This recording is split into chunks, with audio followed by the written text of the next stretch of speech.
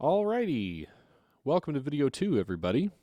Glad to see you back here on this Tuesday morning in which I'm recording. So, we're going to get right into it. This second video is going to be about videos and what ProPresenter calls media cues.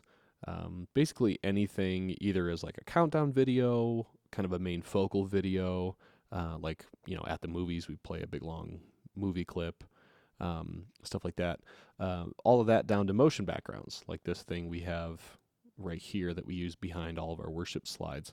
While all of these are videos, and you can tell that by the little time code in the bottom left corner or on the bar when it's actually playing, you can see its progress bar, its scrub bar.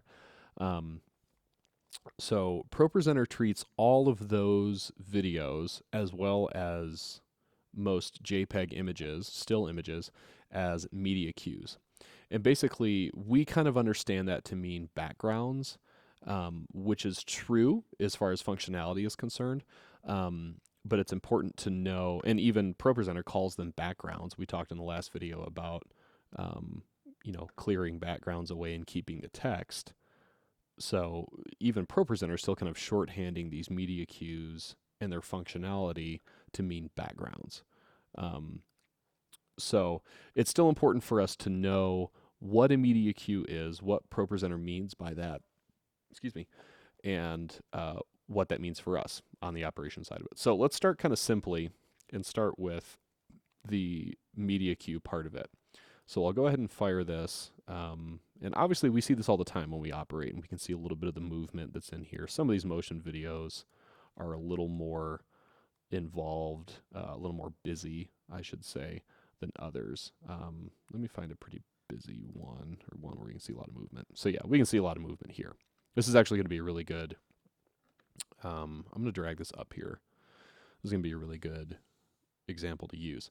So the media cue, again, we click it and it stays until we either clear the cue away by hitting clear background or clear all, or firing a new cue.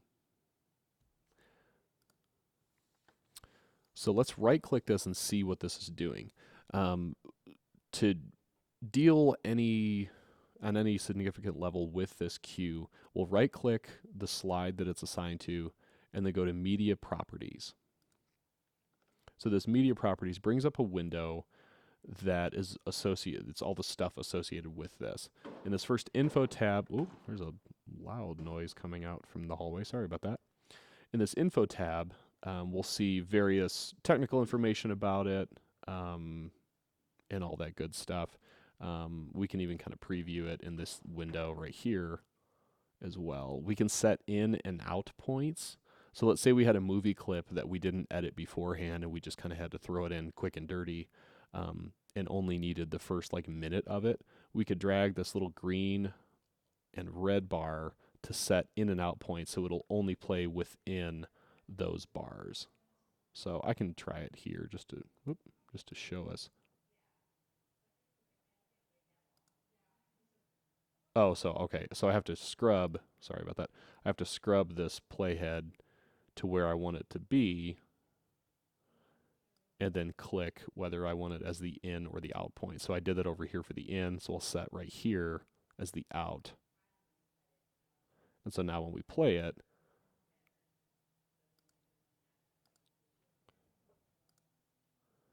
when we fire it in here rather, it's only going to play between this green and red in and out point. Oop, come on. Bruh. Anyway, you see what I'm getting at. And for the motion video, it's really not that big of a deal. So that's kind of something there. If we ever, between Steph and I, we usually take care of that stuff, but it's at least worth you guys knowing about. So really the main thing I want to show here is in the properties and the effects tab. So properties, we don't really do much with the orientation or the check marks or any of that. But volume can be an issue, especially when it comes to, like a full-blown video that we want to have the audio with, or even like a countdown video. Sometimes the audio on those is really quiet or really, really loud, and we can adjust that here. And it kind of adjusts it by percentage that you see.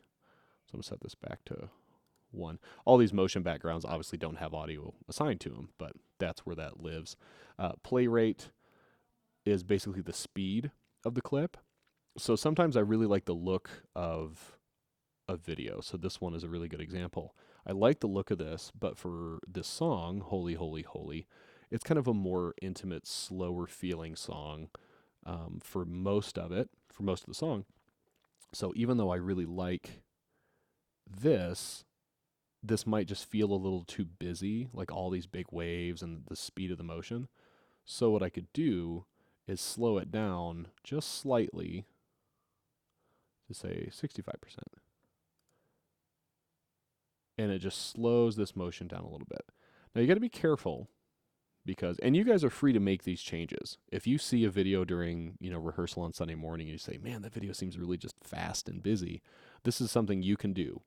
You just right click onto that slide to media properties that we talked about and then mess with this play rate. One thing to be careful about is if you go too slow, the frame, okay, so it's not previewing it. Let's do it here. If you go too slow, see how jumpy, and it looks like it's almost frame by frame, like this water is not smoothly rushing. It's just kind of like jit, jit, jit, jit, jit, jit, just kind of like, that's the official noise it makes. It just really slowly goes. So if you slow it down too much, it can look really choppy. So let's bring it back up to 70% and try that. So it's still slightly choppy, but a lot better. And then let's look at it at 100%. Kind of what it would default to, its normal speed. And of course, we could speed it up. I've never really found a reason to speed something up, but just for the fun of it, we can try it. Actually, doesn't look too bad sped up, so that might even work for a, maybe a really upbeat tune or something. So anyway, that's the speed function. That's where that lives. Another thing is the behavior. That's something to be conscious of. It usually defaults in our favor, but it's good to know. The motion videos, obviously, they're only, how long is this? A minute long, this one. Some of them are 20 seconds. We want to make sure they loop. They don't stop. We want them to loop. I think soft loop kind of has a weird transition as far as from the end of the video looping back to the beginning. So we always want loop for that. And then in the effects tab, this is where we can take something and make it kind of look like a different color. So let's look at this paint looking one. I'll drag this up here. Great color, great motion, great look, all this like kind of paint floating in the water thing. But the light cue, let's say I put this in here and forgot the light cue is like green, and this blue and purple really wouldn't look that great. And I've not really messed with this specific video yet, so this is going to be a little adventure. So I need to make this kind of more of a green feel to match what's happening. I'll just check this adjust color and then change the hue. And I can make this paint video look to be just about any color in the spectrum I want. So you just scrub it through till you find what you like. So sometimes our greens are more like greens and yellows. Sometimes greens are more greens and blues, like a teal kind of look. Let's say it's more of green-blue. So we'll do that. I can change other parameters of this, the saturation, how that's kind of like Nickelodeon neon slime, a little too much. I can change the brightness of the overall video. Definitely be wary of dark, because even though it looks really good on this screen, the computer retina screen, on the projectors, they don't have quite as much of the deep, rich blacks and the crispiness of all that, so we kind of have to be aware of that. Of course, contrast can really sharpen or dull depending on what you need to do. So, and then reset will just bring you back if you like kind of Frankenstein your way around and need to start over. Reset will bring it back to its original level. So that's how that would work. We can also do some other fun effects like a little blur to kind of bring it a little more out of focus, so whatever's on top of it seems like it's sticking out a little bit more. We can invert some colors. That's kind of a color filter will just kind of throw one general color over top of it and just scrub this around. So let's say we wanted a green, but none of the hue options. We were still getting some other colors that we don't want. We can just kind of make it a little more monochromatic and just find the right color that would work. So generally, these are things that I kind of take care of on a Sunday morning when I'm prepping everything, or earlier in the week. But if you ever need to do something like this on a fly, or if you guys want to start kind of messing with this on your own, that's great. I kind of do most of these things just because I know how to do them, and I know what I'm going for. But this is not the Phil show. This is not the worship pastor, tech director show. You guys have their permission and have hopefully after watching these kinds of videos, have the ability to make these kinds of tweaks. And our overall goal, of course, with worship music and with church service and all that, when it comes to technology, is that our technology should be, I like to say, invisible. And I mean that for sound, for lights, for media. And it doesn't mean that we don't ever see it, but it means that we probably don't pay a whole lot of attention to it. We just know how something feels or the atmosphere of the room, without nailing down, oh, it's because of the compression settings on the snare drum are doing this. Like, no, people don't really think about that. Even technical people necessarily don't think about that. But they know, man, the band just feels really just like energetic and punchy. Well, it's because our kick and our snare are dialed in really well.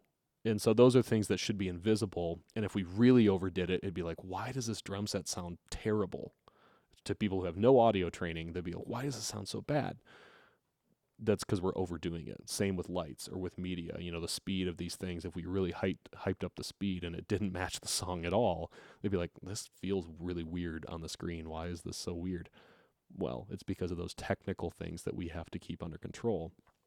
And not just keep under control, but use to our advantage, and really help set those tones and those moods that we want. So without getting on a whole big tangent of worship theory and all of that sort of thing, I say that so that you guys know that you have the permission to make changes to things if you think it's going to better suit what's going on. Now, I try to generally do it, myself when I'm in here doing stuff. But if you think, man, this could be different or better, go ahead and mess with it during rehearsal. Of course, not during service, but during rehearsal, go ahead and kind of mess with that and talk with me or staff about it later. Of course, we're the ones that are kind of like making those final design or creative decisions. But that's not, I don't want that to feel like a top-down, order from the top brass and you guys just are minions doing what we tell you to do. Like, we value your input and we value your opinions on stuff.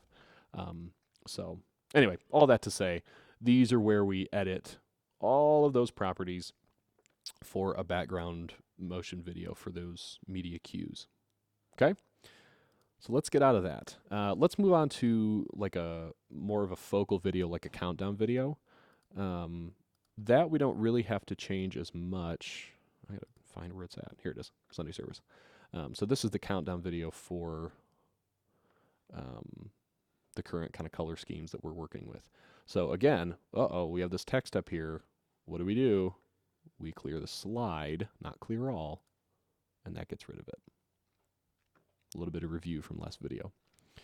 So for this countdown, let's say it had a lot of audio that was really loud, and we just wanted Spotify to continue playing over top of it. We just right-click the cue, go to Media Properties. Under the Properties tab, we go to Volume and zero it out.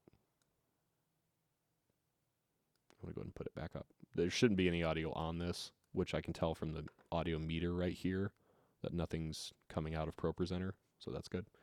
So that's that.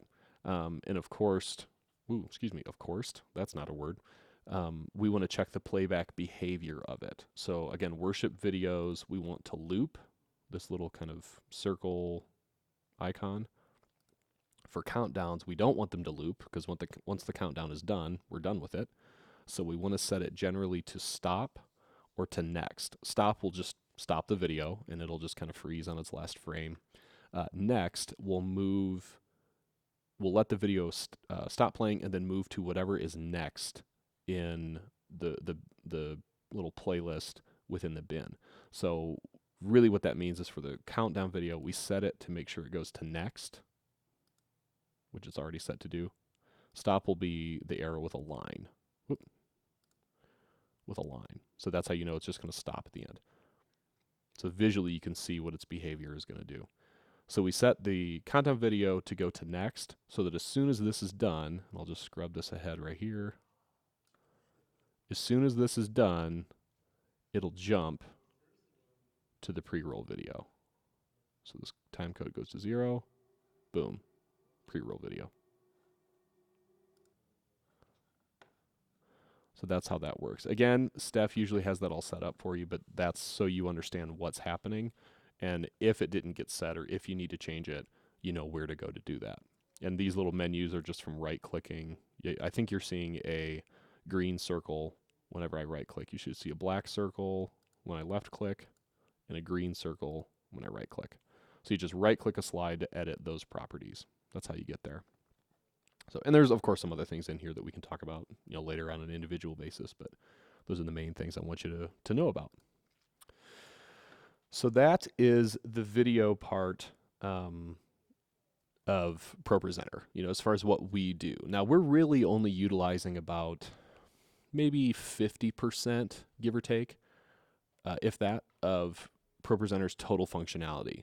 You can actually run camera inputs into ProPresenter and use them as, I don't even know what, I've not done it, but I know that's a thing that you can do, and you can run your cameras on top of some slides. So if we did what they call live IMAG, image magnification, if we did live IMAG and had a camera on the worship team during worship, or during singing, we could put that camera as a little picture-in-picture down here in the corner and run our slides. Or vice versa, we could run a full screen of the camera and have like little lower thirds on the bottom of the screen with the lyrics for the current slide.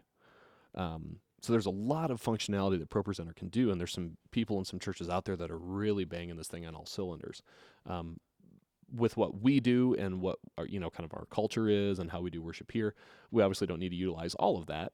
But just know that this is a really robust program, and it's a very industry standard kind of programs. There's other popular ones out there, and I don't know them enough to really knock them in any substantial way. And if they work for people, that's great.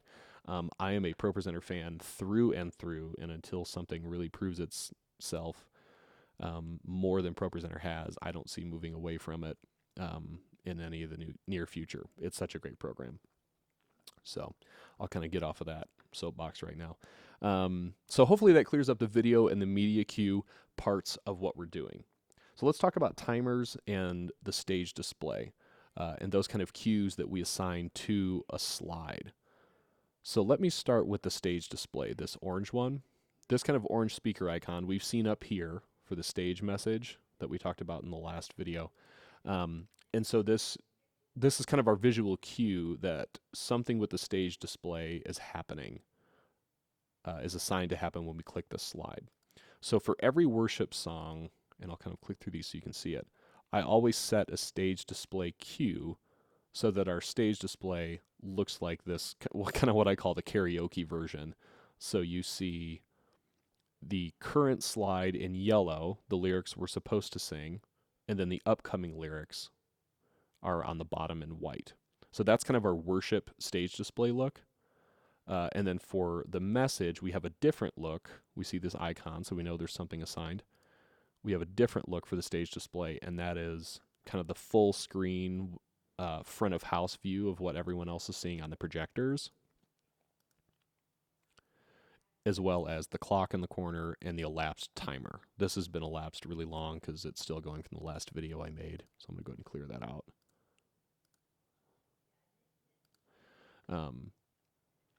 So that's kind of that. We use this view for the message and for announcements in well. Basically, any in well as well. That's an Office reference for any of you who know it. Basically, anything we do that isn't singing, where we want that kind of karaoke view, we pretty much just default to this. I think it's called Sunday Message is the name of the. Yeah, Sunday Message is the name of this display right here. and then Sunday worship is the one we use for Sundays. I set up a different one for the Serve Team Gala a couple years ago and just haven't cleared it out yet. It's still there. So we can customize this to look any way we want. So this is a fully customized thing that I made from scratch for us. So if we ever decide this needs to have different functions or look different or whatever, we can do that. So, and we could go really crazy with this and make several different types of displays for our stage display based on the needs we have. So like, maybe at Christmas, if we're doing some kind of more production element related things in the service, we could put something on the back screen that really helps that specific service element, and then switch back to kind of more of our normal looks for other things like songs or spoken word or those kind of things. So again, really robust program with lots of options, and you just got to know how to talk to it and how to get it to do what you want. So with the stage display, I assign that to every song. I go ahead and hit Add Cue, right-click the slide, first slide, hit Add Cue, and then Stage Display Layout. And I always set it to Sunday Worship. So I do that for every single worship slide, or every single worship song, first slide of each song.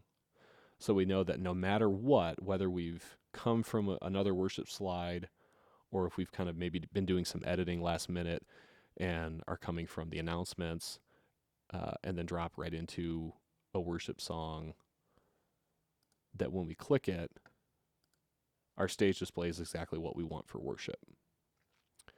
It's kind of just a fail-safe to do it on every song, but I'm really committed to it. So if you ever notice that there's not that orange speaker or megaphone icon on the first slide of a worship song, go ahead and right-click it, go to Add Cue, Stage Display Layout, and Sunday Worship. Okay? So that's that. We do the same basic thing for the announcements and for the message. We right-click, Add Cue, but this time we do the Sunday message. And we use this for announcements as well. So we assign that, and then when we click it, our rear stage display will change to that layout. Again, for the message, that's what we want. So let's go from a worship song. Let's say we just ended worship, and then we go to this first right here. Boom. We see that there. So I hope that makes sense. If you have any questions on that, we can surely talk about that, but at least you know the functionality. And again, this little toggle thing that I'm doing just changes whether I'm seeing what we would see on the projectors, what I call the front of house view, or the stage display view. And this just tells us output, which is what we see on the projectors, or stage display. So this is the output. Okay, so that's the cues for the stage display. The only other one I want to talk about is the clocks, or the timer. And we only have a timer on the message. And so we right-click, Add Cue, but instead of the stage display layout, we go to Timer Cue. And then we add the elapsed time. And this will add the cue so that, and I think it's already going because I've already clicked this recently. Yep. As soon as we click this slide, it starts this elapsed timer from 0. So I'll go ahead and stop it and clear it, and we'll talk about that in a second. So starting, say we just come out of worship and we saw the stage display change because I've went to the different view. So we're coming out of that and then into the message. Kent gets up to talk. We click that first slide as kind of that background kind of cover slide, which we'll talk about later. And that starts the timer as soon as we click it. So it's a really nice way for Kent to be able to time out his message as far as how long he's been teaching and how long he has left, because we kind of have a certain amount of time that we shoot for so we can keep services consistent time-wise as much as we can, and as much as appropriate, I should say. So this timer, if this first slide gets clicked as soon as he kind of comes up on stage to start preaching, this is great because as that 35, 40, whatever minute mark comes around, he knows that this is in fact accurate, which is why it's really important between services that we make sure we clear this timer out and zero it back out so that for second service, when this comes up, this timer is in fact fresh and starts again rather than, oh no, it's been going for an hour and 10 minutes or whatever it might be, and then he's got to try to do this like mental arithmetic while preaching, and nobody needs that. So that's why it's really important that we change the clocks between services, or reset the clock rather between services. So the way that we do that is by clicking the clocks up here that we talked about last video, and we don't do anything with the countdown timers here because we just have our own countdown videos. So elapsed time is what we want. And I think it's highlighted right now because that's the timer that's going. I don't know, but I'm just going to assume. So for the elapsed timer, we want to stop it, restart it. So you see it kind of blanks out and resets to 0. And that's all. That's all you have to do to reset the clock. So you can see obviously over here it's restarted. So we'll fire this again so it starts. And this will keep going until we tell it to stop or turn the computer off. So if we hit restart, I think it just restarts from 0. Oh no, not true. So you could just do that. So yeah, just make sure to restart the clock and that it is in fact stopped, which it is. And then you can exit out of the clocks and timers function and go back to whatever you're doing. So make sure you do that between services so that can really help us out and helps Kent out as well in real time. So that's timers and stage display. There's not a whole lot. Again, we could do a lot more with it, but we just don't really have a need for it right now. That's the basic functionality. A lot of the, all the stage display cues and the timer cue for the message, these are things that I try to set when I'm doing stuff to get ready for Sunday. Steph tries to set them as well, but it's always good to have that third set of eyes for redundancy to check and make sure that's all there and ready to go. So as you guys are working through, especially in rehearsal, make sure just the first slide of each section in the each item in the playlist, so the announcements, a worship song, the message, make sure the first slide always has the cues that it needs. We only need the timer on the message, and we need a stage display cue, the orange megaphone, for each item in the playlist. There may be exceptions on certain Sundays just for random things, but in general, that's what we want for every item in the playlist for Sunday morning. So hope that helps and clears that part of ProPresenter up for you. I know that's been a slightly newer addition to what we're doing, but it's proven really, really effective for our people on stage being able to see lyrics clearly and being able to see the upcoming lyrics for the next slide. And I include myself in that because I don't have all these songs memorized, at least more as much as I should. So it's really helpful for me to see the next upcoming lyrics rather than just relying on it to be right on time, which hopefully it will be right on time. And that's a perfect segue into our next video where we will talk about things like timing and the overall feel of media and what's happening on the screen. So I'll go ahead and call this one good for today, as we've talked about all the videos and media cues and the timers and stage display. Again, if you have any questions on this stuff, please feel free to let me know. Talk to me either next time you're running it or just in general. I like the technical side of church and worship stuff, and I kind of like to nerd out a little bit with it, as I'm sure you know.